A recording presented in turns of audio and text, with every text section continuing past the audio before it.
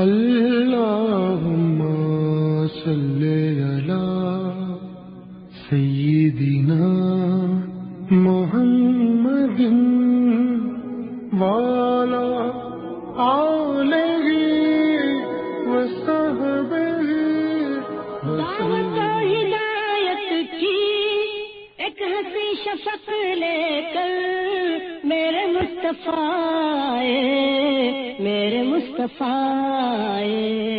کفر کے اندھیروں میں نور کا طبق لے کر میرے مصطفیٰ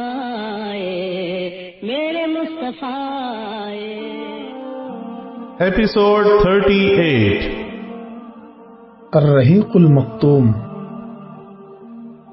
دفاعی منصوبہ۔ یہاں پہنچ کر رسول اللہ صلی اللہ علیہ وسلم نے لشکر کی ترتیب و تنظیم قائم کی اور جنگی نقطہ نظر سے اسے کئی صفوں میں تقسیم فرمایا۔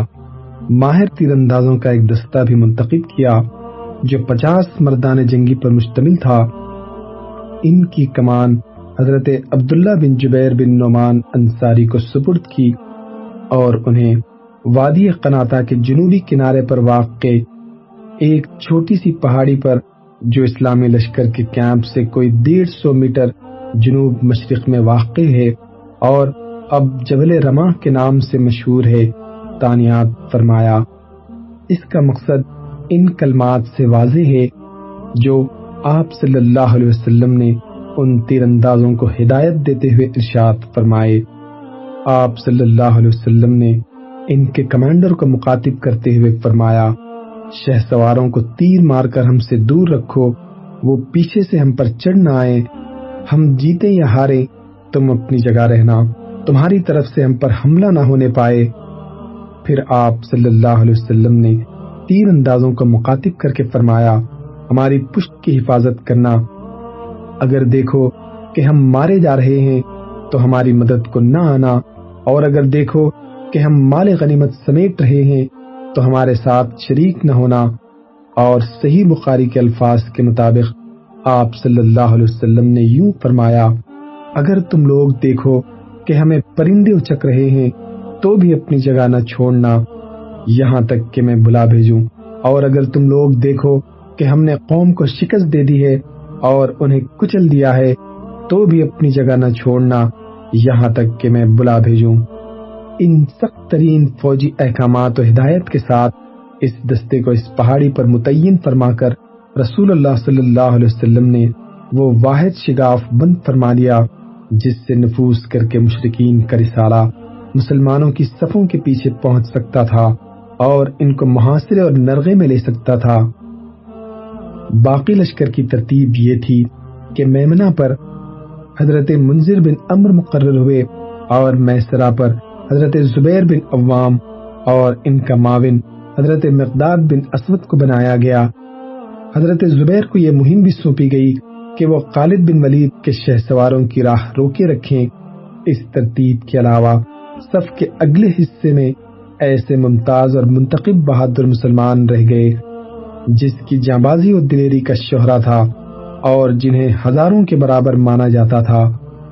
یہ منصوبہ بڑی باریکی اور حکمت پر مبنی تھا جس سے نبی صلی اللہ علیہ وسلم کی فوجی قیادت کی عبقریت کا پتہ چلتا ہے اور ثابت ہوتا ہے کہ کوئی کمانڈر خواہ کیسا ہی بالیاقت کیوں نہ ہو، آپ صلی اللہ علیہ وسلم سے زیادہ باریک اور باحکمت منصوبہ تیار نہیں کر سکتا، کیونکہ آپ صلی اللہ علیہ وسلم باوجود یہ کہ دشمن کے بعد یہاں تشریف لائے تھے لیکن آپ نے اپنے لشکر کے لیے وہ مقام منتخب فرمایا جو جنگی نقطہ نظر سے میدان جنگ کا سب سے بہترین مقام تھا، یعنی آپ صلی اللہ علیہ وسلم نے پہاڑ کی بلندیوں کی اوٹ لے کر اپنی پشت اور دایاں بازو محفوظ کر لیا اور بائیں بازو دوران جنگ جس واحد شگاف سے حملہ کر کے پشت تک پہنچا جا سکتا تھا اسے تیر اندازوں کے ذریعے بند کر دیا اور پڑاؤ کے لیے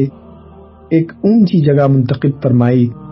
اگر خدا نخواستہ شکست سے دوچار ہونا پڑے تو بھاگنے اور تعاقب کنندگان کی قید میں جانے کے بجائے کیمپ میں پناہ لی جا سکے۔ اور اگر دشمن کیمپ پر قبضے کے لیے پیش قدمی کرے تو اسے نہایت سنگین خسارہ پہنچایا جا سکے۔ اس کے برعکس آپ صلی اللہ علیہ وسلم نے دشمن کو اپنے کیمپ کے لیے ایک ایسا نشیبی مقام قبول کرنے پر مجبور کر دیا کہ اگر وہ غالب آ جائے تو فتح کا کوئی خاص فائدہ نہ اٹھا سکے، اور اگر مسلمان غالب آ جائیں تو تعاقب کرنے والوں کی گرفت سے بچ نہ سکے۔ اسی طرح آپ صلی اللہ علیہ وسلم نے ممتاز بہادروں کی ایک جماعت منتخب کر کے فوجی تعداد کی کمی پوری کر دی۔ یہ نبی صلی اللہ علیہ وسلم کے لشکر کی ترتیب و تنظیم تھی جو 7 شوال 3 ہجری یوم سنیچر کی صبح عمل میں آئی۔ رسول اللہ صلی اللہ علیہ وسلم لشکر میں شجاعت کی روح پھونکتے ہیں۔ اس کے بعد رسول اللہ صلی اللہ علیہ وسلم نے اعلان فرمایا کہ جب تک آپ صلی اللہ علیہ وسلم حکم نہ دیں جنگ شروع نہ کی جائے۔ آپ صلی اللہ علیہ وسلم نے نیچے اوپر 2 زرہیں پہن رکھی تھیں۔ اب آپ نے صحابہ کرام کو جنگ کی ترغیب دیتے ہوئے تاکید فرمائی، جب دشمن سے ٹکراؤ ہو تو پامردی اور اولو العزمی سے کام لیں۔ آپ صلی اللہ علیہ وسلم نے ان میں دلیری اور بہادری کی روح پھونکتے ہوئے ایک نہایت تیز تلوار بے نیام کی اور فرمایا، کون ہے جو اس تلوار کو لے کر اس کا حق ادا کرے؟ اس پر کئی صحابہ تلوار لینے کے لیے لپک پڑے، جن میں علی بن ابی طالب، زبیر بن عوام اور عمر بن خطاب رضی اللہ عنہ بھی تھے۔ لیکن ابو دجانہ سماک بن قرشہ نے آگے بڑھ کر عرض کی کہ یا رسول اللہ، اس کا حق کیا ہے؟ آپ صلی اللہ علیہ وسلم نے فرمایا، اس سے دشمن کے چہرے کو مارو یہاں تک کہ یہ ٹیڑھی ہو جائے۔ انہوں نے کہا، یا رسول اللہ، میں اس تلوار کو لے کر اس کا حق ادا کرنا چاہتا ہوں۔ آپ صلی اللہ علیہ وسلم نے تلوار انہیں دے دی، اور ابو دجانہ بڑے جانباز تھے، لڑائی کے وقت اکڑ کر چلتے تھے۔ ان کے پاس ایک سرخ پٹی تھی، جب اسے باندھ لیتے تو لوگ سمجھ جاتے کہ وہ اب موت تک لڑتے رہیں گے۔ چنانچہ جب انہوں نے تلوار لی تو سر پر پٹی بھی باندھ لی اور فریقین کی صفوں کے درمیان اکڑ کر چلنے لگے۔ یہی موقع تھا جب رسول اللہ صلی اللہ علیہ وسلم نے ارشاد فرمایا کہ یہ چال اللہ کو ناپسند ہے، لیکن اس جیسے موقع پر نہیں۔ مکی لشکر کی تنظیم۔ مشرکین نے بھی صف بندی کے اصول پر اپنے لشکر کو مرتب اور منظم کیا۔ ان کا سپہ سالار ابو سفیان تھا، جس نے قلب لشکر میں اپنا مرکز بنایا۔ میمنہ پر خالد بن ولید تھے جو ابھی مشرک تھے۔ میسرہ پر اکرمہ بن ابی جہل تھا۔ پیدل فوج کی کمان صفوان بن امیہ کے پاس تھی، اور تیر اندازوں پر عبداللہ بن ربیعہ مقرر ہوئے۔ جھنڈا عبدالدار کی ایک چھوٹی سی جماعت کے ہاتھ میں تھا۔ یہ منصب انہیں اسی وقت سے حاصل تھا جب عبد مناف نے قصی سے وراثت میں پائے ہوئے مناصب کو باہم تقسیم کیا تھا، جس کی تفصیل ابتدائی کتاب میں گزر چکی ہے۔ پھر باپ دادا سے جو دستور چلا آ رہا تھا، اس کے پیش نظر کوئی شخص اس منصب کے بارے میں ان سے نزاع بھی نہیں کر سکتا تھا۔ لیکن سپہ سالار ابو سفیان نے انہیں یاد دلایا کہ جنگ بدر میں ان کا پرچم بردار نضر بن حارث گرفتار ہوا تو قریش کو کن حالات سے دوچار ہونا پڑا تھا۔ اس بات کو یاد دلانے کے ساتھ ہی ان کا غصہ بھڑکانے کے لیے کہا، اے بنی عبدالدار، بدر کے روز آپ لوگوں نے ہمارا جھنڈا لے رکھا تھا، تو ہمیں جن حالات سے دوچار ہونا پڑا وہ آپ نے دیکھ ہی لیا ہے۔ در حقیقت فوج پر جھنڈے ہی کی جانب سے زد پڑتی ہے۔ جب جھنڈا گر پڑتا ہے تو فوج کے قدم اکھڑ جاتے ہیں۔ پس اب کی بار آپ لوگ یا تو ہمارا جھنڈا ٹھیک طور سے سنبھالیں یا ہمارے اور جھنڈے کے درمیان سے ہٹ جائیں، ہم اس کا انتظام خود کر لیں گے۔ اس گفتگو سے ابو سفیان کا جو مقصد تھا اس میں وہ کامیاب رہا۔ اس کی بات سن کر بنی عبدالدار کو سخت تاؤ آیا۔ انہوں نے دھمکیاں دی، معلوم ہوتا تھا اس پر پل پڑیں گے کہنے لگے ہم اپنا جھنڈا تمہیں دیں گے، کل جب ٹکر ہوگی تو دیکھ لینا ہم کیا کرتے ہیں۔ اور واقعی جب جنگ شروع ہوئی تو وہ نہایت پامردی کے ساتھ جمے رہے، یہاں تک کہ ان کا ایک ایک آدمی لقمہ اجل بن گیا۔ قریش کی سیاسی چال بازی۔ آغاز جنگ سے کچھ پہلے قریش نے مسلمانوں کی صف میں پھوٹ ڈالنے اور نزاع پیدا کرنے کی کوشش کی۔ اس مقصد کے لیے ابو سفیان نے انصار کے پاس یہ پیغام بھیجا کہ آپ لوگ ہمارے اور ہمارے چچیرے بھائی کے بیچ سے ہٹ جائیں تو ہمارا رخ بھی آپ کی طرف نہ ہوگا، کیونکہ ہمیں آپ لوگوں سے لڑنے کی کوئی ضرورت نہیں، لیکن جس ایمان کے آگے پہاڑ بھی نہیں ٹھہر سکتے، اس کے آگے یہ چال کیوں کر کامیاب ہو سکتی تھی۔ چنانچہ انصار نے اسے نہایت سخت جواب دیا اور کڑوی کسیلی سنائی۔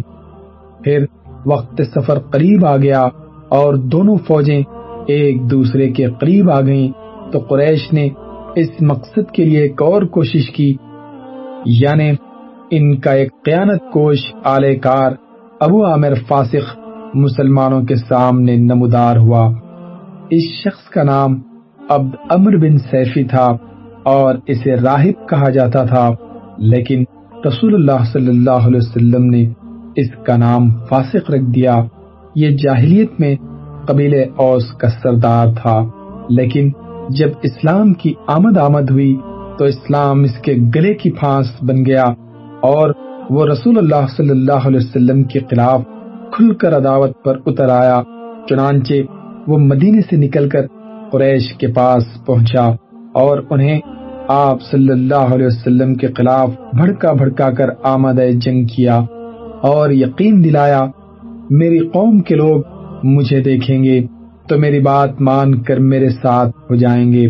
چنانچہ یہ پہلا شخص تھا جو میدان احد میں احابیش اور اہل مکہ کے غلاموں کے ہمراہ مسلمانوں کے سامنے آیا اور اپنی قوم کو پکار کر اپنا تعارف کراتے ہوئے کہا، قبیلے اوس کے لوگوں، میں ابو عامر ہوں۔ ان لوگوں نے کہا، او فاسق، اللہ تیری آنکھ کو خوش نصیب نہ کرے۔ اس نے یہ جواب سنا تو کہا، اوہو، میری قوم میرے بعد شر سے دو چار ہو گئی ہے۔ پھر جب لڑائی شروع ہوئی تو اس شخص نے بڑی پرزور جنگ کی اور مسلمانوں پر جم کر پتھر برسائے۔ اس طرح قریش کی جانب سے اہل ایمان کی صفوں میں تفرقہ ڈالنے کی دوسری کوشش بھی ناکام رہی۔ اس سے اندازہ کیا جا سکتا ہے کہ تعداد کی کثرت اور ساز و سامان کی فراوانی کے باوجود مشرکین کے دلوں پر مسلمانوں کا کس قدر خوف اور ان کی کیسی ہیبت طاری تھی۔ جوش و ہمت دلانے کے لیے قریشی عورتوں کی تگوتاز۔ ادھر قریشی عورتیں بھی جنگ میں اپنا حصہ ادا کرنے اٹھیں۔ ان کی قیادت ابو سفیان کی بیوی ہند بنت عتبہ کر رہی تھی۔ ان عورتوں نے صفوں میں گھوم کر اور دف پیٹ کر لوگوں کو جوش دلایا، لڑائی کے لیے بھڑکایا، جانبازوں کو غیرت دلائی اور نیزہ بازی و شمشیر زنی مار دھاڑ کے لیے جذبات کو برانگیختہ کیا۔ کبھی وہ علمبرداروں کو مخاطب کر کے یوں کہتی، دیکھو عبدالدار، دیکھو پشت کے پاسدار، خوب کرو شمشیر کا وار۔ اور کبھی اپنی قوم کو لڑائی کا جوش دلاتے ہوئے یوں کہتی، اگر پیش قدمی کرو گے تو ہم گلے لگائیں گی اور قالینیں بچھائیں گی، اور اگر پیچھے ہٹو گے تو روٹ جائیں گی اور الگ ہو جائیں گی۔ جنگ کا پہلا ایندھن۔ اس کے بعد دونوں فریق بالکل آمنے سامنے اور قریب آ گئے اور لڑائی کا مرحلہ شروع ہو گیا۔ جنگ کا پہلا ایندھن مشرکین کا علمبردار طلحہ بن ابی طلحہ عبدری بنا۔ یہ شخص قریش کا نہایت بہادر شہ سوار تھا۔ اسے مسلمان کبش الکتیبہ لشکر کا مینڈا کہتے تھے۔ یہ اونٹ پر سوار ہو کر نکلا اور مبارزت کی دعوت دی۔ اس کی حد سے بڑی ہوئی شجاعت کے سبب عام صحابہ مقابلے سے کترا گئے، لیکن حضرت زبیر آگے بڑھے اور ایک لمحے کی مہلت دیے بغیر شیر کی طرح جست لگا کر اونٹ پر جا چڑھے، پھر اسے اپنی گرفت میں لے کر زمین پر کود گئے اور تلوار سے ذبح کر دیا۔ نبی صلی اللہ علیہ وسلم نے یہ ولولہ انگیز منظر دیکھا تو فرط مسرت سے نعرے تکبیر بلند کیا۔ مسلمانوں نے بھی نعرے تکبیر لگایا۔ پھر آپ صلی اللہ علیہ وسلم نے حضرت زبیر کی تعریف کی اور فرمایا، ہر نبی کا ایک حواری ہوتا ہے اور میرے حواری زبیر ہیں۔ معرکے کا مرکز ثقل اور علمبرداروں کا صفایا۔ اس کے بعد ہر طرف جنگ کے شعلے بھڑک اٹھے اور پورے میدان میں پرزور مار دھاڑ شروع ہو گئی۔ مشرکین کا پرچم معرکے کا مرکز ثقل تھا۔ بنو عبد الدار نے اپنے کمانڈر طلحہ بن ابی طلحہ کے قتل کے بعد یکے بعد دیگرے پرچم سنبھالا، لیکن سب کے سب مارے گئے۔ سب سے پہلے طلحہ کے بھائی عثمان بن ابی طلحہ نے پرچم اٹھایا، یہ کہتے ہوئے آگے بڑھا، پرچم والوں کا فرض ہے کہ نیزہ خون سے رنگین ہو جائے یا ٹوٹ جائے۔ اس شخص پر حضرت حمزہ بن عبد المطلب نے حملہ کیا اور اس کے کندھے پر ایسی تلوار ماری کہ وہ ہاتھ سمیت کندھے کو کاٹتی اور جسم کو چیرتی ہوئی ناف تک جا پہنچی، یہاں تک کہ پھیپڑا دکھائی دینے لگا۔ اس کے بعد ابو سعد بن ابی طلحہ نے جھنڈا اٹھایا، اس پر حضرت سعد بن ابی وقاص نے تیر چلایا اور وہ ٹھیک اس کے گلے میں لگا، جس سے اس کی زبان باہر نکل آئی اور وہ اسی وقت مر گیا۔ لیکن بعض سیرت نگاروں کا کہنا ہے ابو سعد نے باہر نکل کر دعوت مبارزت دی اور حضرت علی نے آگے بڑھ کر مقابلہ کیا۔ دونوں نے ایک دوسرے پر تلوار کا ایک وار کیا، لیکن حضرت علی نے ابو سعد کو مار لیا۔ اس کے بعد مسافہ بن طلحہ بن ابی طلحہ نے جھنڈا اٹھایا، لیکن اسے عاصم بن ثابت نے تیر مار کر قتل کر دیا۔ اس کے بعد اس کے بھائی کلاب بن طلحہ بن ابی طلحہ نے جھنڈا اٹھایا، مگر اس پر حضرت زبیر بن عوام ٹوٹ پڑے اور لڑ بھڑ کر اس کا کام تمام کر دیا۔ اور ان دونوں کے بھائی جلاس بن طلحہ بن ابی طلحہ نے جھنڈا اٹھایا، مگر اسے طلحہ بن عبید اللہ نے نیزہ مار کر ختم کر دیا، اور کہا جاتا ہے کہ عاصم بن ثابت بن ابی افلاح نے تیر مار کر ختم کر دیا۔ یہ ایک ہی گھر کے 6 افراد تھے، یعنی سب کے سب ابو طلحہ عبداللہ بن عثمان بن عبد الدار کے بیٹے یا پوتے تھے، جو مشرکین کے جھنڈے کی حفاظت کرتے ہوئے مارے گئے۔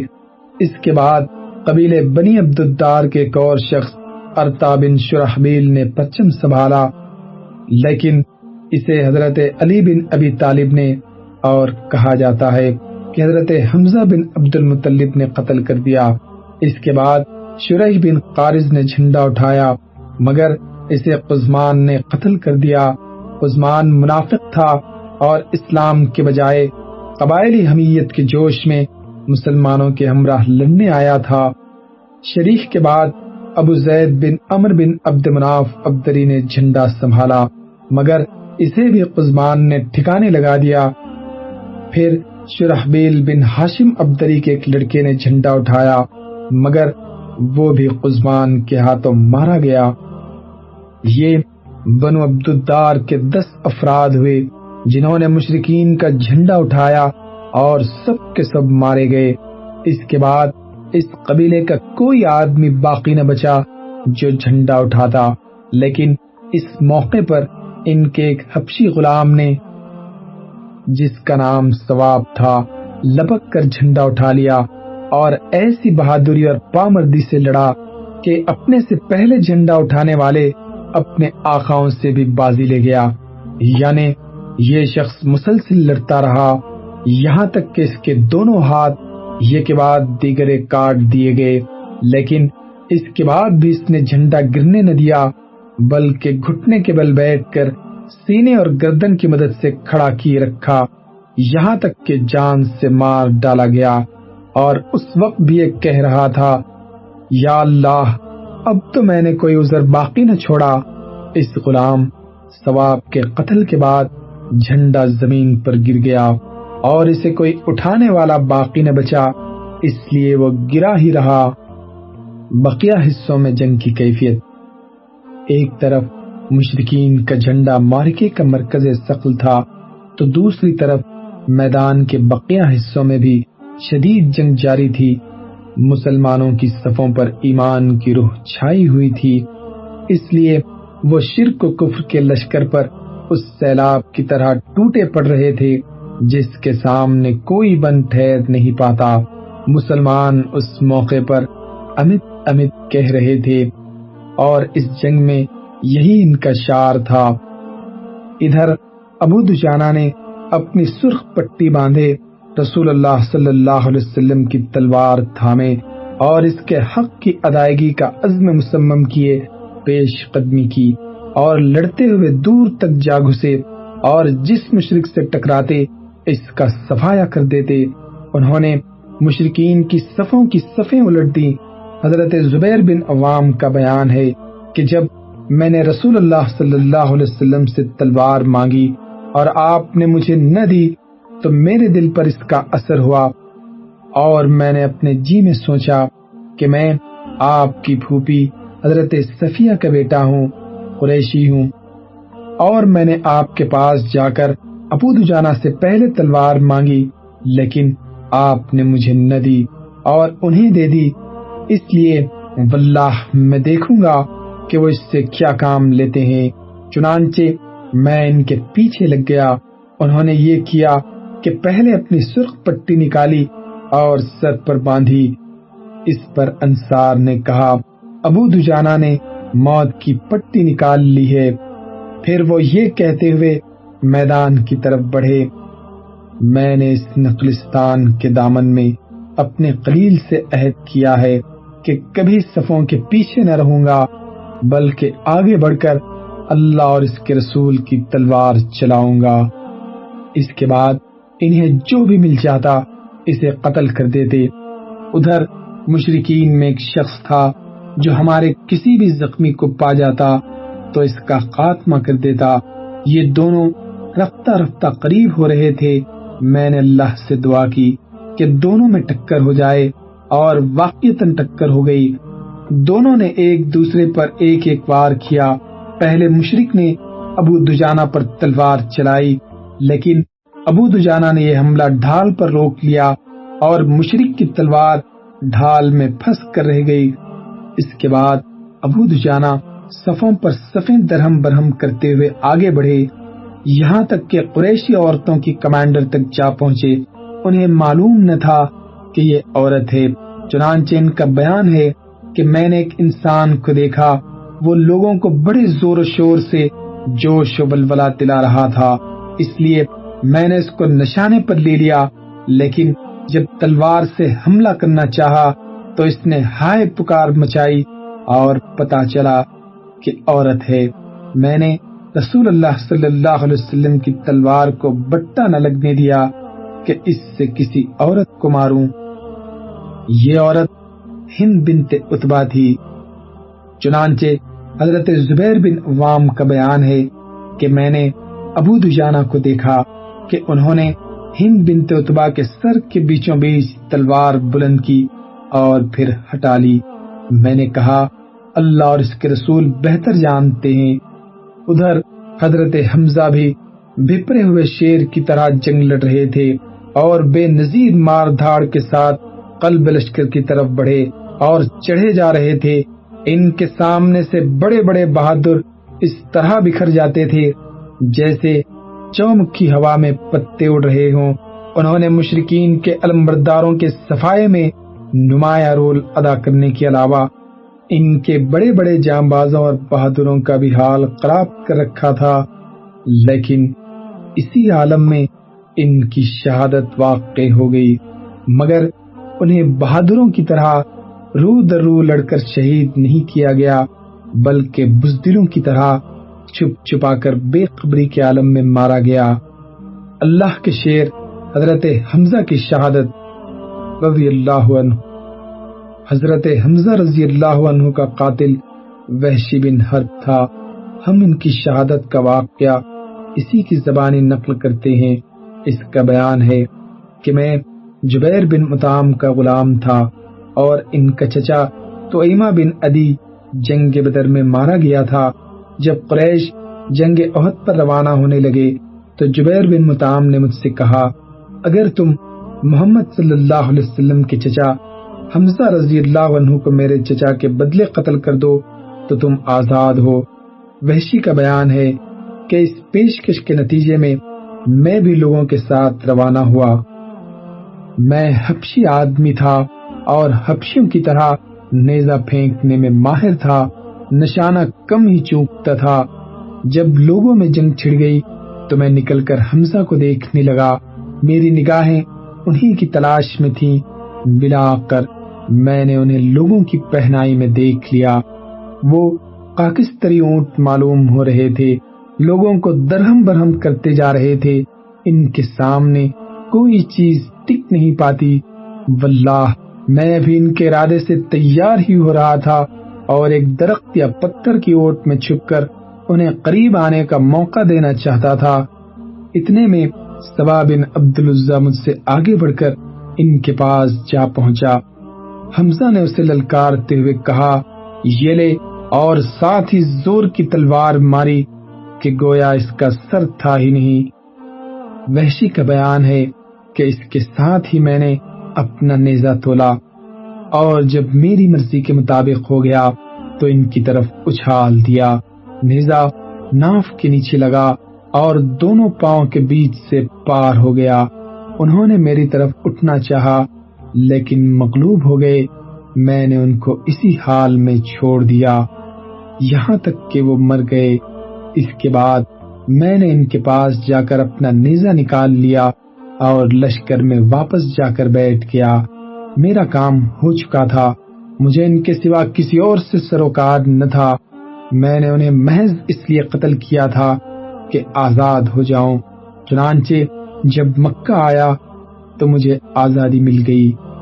مسلمانوں کی بالادستی، اللہ کے شیر اور رسول اللہ صلی اللہ علیہ وسلم کے شیر حضرت حمزہ کی شہادت کے نتیجے میں مسلمانوں کو جو سنگین خسارہ اور ناقابل تلافی نقصان پہنچا، اس کے باوجود جنگ میں مسلمانوں ہی کا پلہ بھاری رہا۔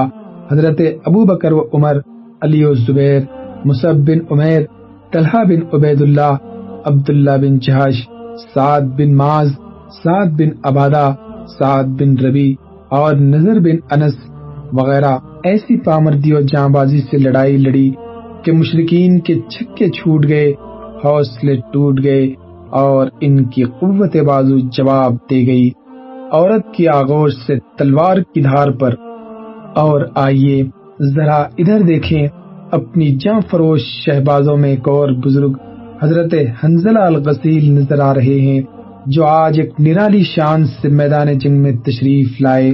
آپ اسی ابو عامر راہب کے بیٹے ہیں جسے بعد میں فاسق کے نام سے شہرت ملی اور جس کا ذکر ہم پچھلے صفحات میں کر چکے ہیں۔ حضرت حنظلہ نے ابھی نئی شادی کی تھی۔ جنگ کی منادی ہوئی تو وہ بیوی سے ہم آغوش تھے۔ آواز سنتے ہی آغوش سے نکل کر جہاد کے لیے رواں دواں ہو گئے، اور جب مشرکین کے ساتھ میدان کارزار گرم ہوا تو ان کی صفیں چیرتے پھاڑتے ان کے سپہ سالار ابو سفیان تک جا پہنچے اور قریب تھا کہ اس کا کام تمام کر دیتے، مگر اللہ نے خود ان کے لیے شہادت مقدر کر رکھی تھی۔ چنانچہ انہوں نے جو ہی ابو سفیان کو نشانے پر لے کر تلوار بلند کی، شداد بن اوس نے دیکھ لیا اور جھٹ حملہ کر دیا، جس سے خود حضرت حنظلہ شہید ہو گئے۔ تیر اندازوں کا کارنامہ، جبل رما پر جن تیر اندازوں کو رسول اللہ صلی اللہ علیہ وسلم نے متعین فرمایا تھا، انہوں نے بھی جنگ کی رفتار مسلمانوں کے موافق چلانے میں بڑا اہم رول ادا کیا۔ مکی شہ سواروں نے خالد بن ولید کی قیادت میں اور ابو عامر فاسق کی مدد سے اسلامی فوج کا بایاں بازو توڑ کر مسلمانوں کی پشت تک پہنچے اور ان کی صفوں میں کھلبلی مچا کر بھرپور شکست سے دوچار کرنے کے لیے 3 بار پرزور حملے کیے، لیکن مسلمان تیر اندازوں نے انہیں اس طرح تیروں سے چھننی کیا کہ ان کے تینوں حملے ناکام ہو گئے۔ مشرکین کی شکست کچھ دیر تک اسی طرح شدید جنگ ہوتی رہی اور چھوٹا سا اسلامی لشکر رفتار جنگ پر پوری طرح مسلط رہا۔ بلاخر مشرکین کے حوصلے ٹوٹ گئے، ان کی صفیں دائیں بائیں آگے پیچھے سے بکھرنے لگی، گویا 3000 مشرکین کو 700 نہیں بلکہ 30,000 مسلمانوں کا سامنا ہے۔ ادھر مسلمان تھے کہ ایمان و یقین اور جانبازی و شجاعت کے نہایت بلند پایہ تصویر بنے شمشیر و سنان کے جوہر دکھلا رہے تھے۔ جب قریش نے مسلمانوں کے تابڑ توڑ حملے روکنے کے لیے اپنی انتہائی طاقت صرف کرنے کے باوجود مجبوری و بے بسی محسوس کی اور ان کے حوصلے اس حد تک ٹوٹ گئے کہ ثواب کے قتل کے بعد کسی کو جرأت نہ ہوئی کہ سلسلے جنگ جاری رکھنے کے لیے اپنے گرے ہوئے جھنڈے کے قریب جا کر اسے بلند کرے، تو انہوں نے پسپا ہونا شروع کر دیا اور فرار کی راہ اختیار کی، اور بدلہ و انتقام، بحالی عزت و وقار اور واپسی مجد و شرف کی جو باتیں انہوں نے سوچ رکھی تھی انہیں یکسر بھول گئے۔ ابن ساخ کہتے ہیں کہ اللہ نے مسلمانوں پر اپنی مدد نازل کی اور ان سے اپنا وعدہ پورا کیا، چنانچہ مسلمانوں نے تلواروں سے مشرکین کی ایسی کٹائی کی کہ وہ کیمپ سے بھی پرے بھاگ گئے اور بلا شبہ ان کو شکست فاش ہوئی۔ حضرت عبداللہ بن زبیر کا بیان ہے کہ ان کے والد نے فرمایا، واللہ میں نے دیکھا کہ ہند بنت عتبہ اور اس کی ساتھی عورتوں کی پنڈلیاں نظر آ رہی ہیں، وہ کپڑے اٹھائے بھاگی جا رہی ہیں، ان کی گرفتاری میں کچھ بھی حائل نہیں۔ صحیح بخاری میں حضرت برا بن عازب کی روایت ہے کہ جب مشرکین سے ہماری ٹکر ہوئی تو مشرکین میں بھگدڑ مچ گئی، یہاں تک کہ میں نے عورتوں کو دیکھا کہ پنڈلیوں سے کپڑے اٹھائے پہاڑ میں تیزی سے بھاگ رہی تھی، ان کے پازیب دکھائی پڑ رہے تھے، اور اس بھگدڑ کے عالم میں مسلمان مشرکین پر تلوار چلاتے اور مال سمیٹتے ہوئے ان کا تعاقب کر رہے تھے۔ اللہم صلی علی محمد وعلی آلہ وصحبہ وسلم۔ اللہم صلی علی